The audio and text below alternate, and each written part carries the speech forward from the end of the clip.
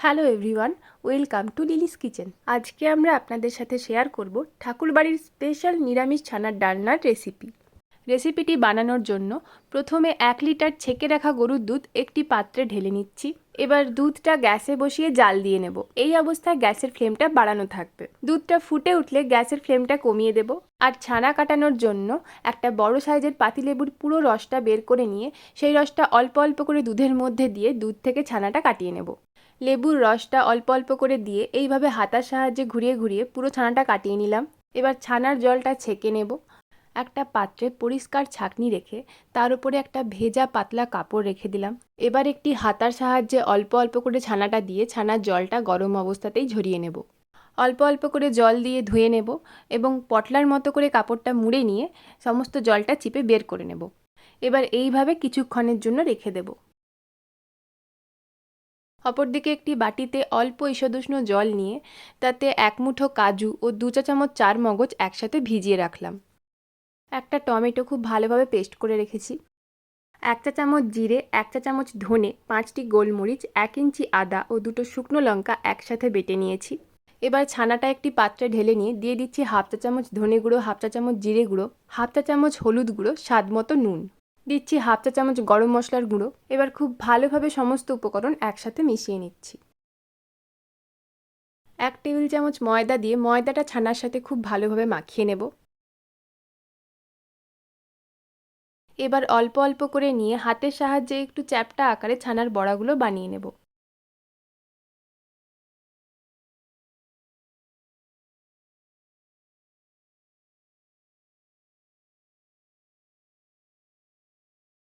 একইভাবে পুরোটাই বড়ার আকারে গড়ে নিয়েছি। একটি কড়াইতে বেশ খানিকটা সরষের তেল গরম করে নিলাম। অল্প একটু খন্ড তেলের মধ্যে দিয়ে তেলটা ঠিকঠাক গরম হয়েছে কিনা দেখে নেব। এবার তেলটা গরম হয়ে গেলে গরম তেলে বড়াগুলো দিয়ে ভেজে নেব। গ্যাসের ফ্লেম বাড়িয়ে কমিয়ে হালকা লাল করে ভেজে নিচ্ছি।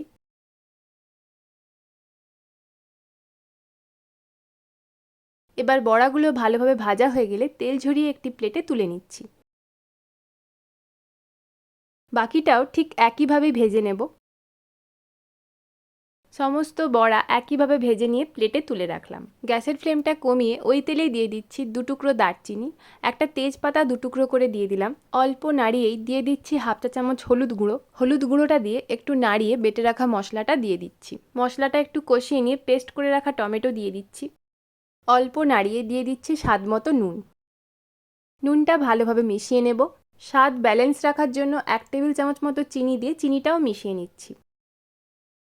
এবার ভিজিয়ে রাখা কাজু চারমগজ মিহি করে পেস্ট করে নিয়ে দিয়ে দিচ্ছি। কাজু চারমগজ পেস্টটা দিয়ে আরেকটু ভালোভাবে কষিয়ে নিচ্ছি। এবার দিয়ে দিচ্ছি 400 ml হালকা গরম জল, দিচ্ছি 5টি কাঁচা পাকা লঙ্কা। 1 মিনিট ফুটিয়ে নিয়ে ভেজে রাখা ছানার বড়াগুলো দিয়ে দিচ্ছি। ভেজে রাখা বড়াগুলো দিয়ে আরও 1 মিনিট মতো ফুটিয়ে নেব। ছড়িয়ে দিচ্ছি 1/2 চা চামচ গরম মশলার গুঁড়ো, 1 চা চামচ খাঁটি গাওয়া ঘি। ঘি আর গরম মশলাটা এবার ভালোভাবে মিশিয়ে নিলাম। আমাদের ছানার ডালনা পুরোপুরি তৈরি। এবার গ্যাসটা বন্ধ করে দিলাম। এটা আপনারা গরম ভাত বা পোলাওয়ের সাথে যে কোনো নিরামিষ দিনেই খেতে পারেন।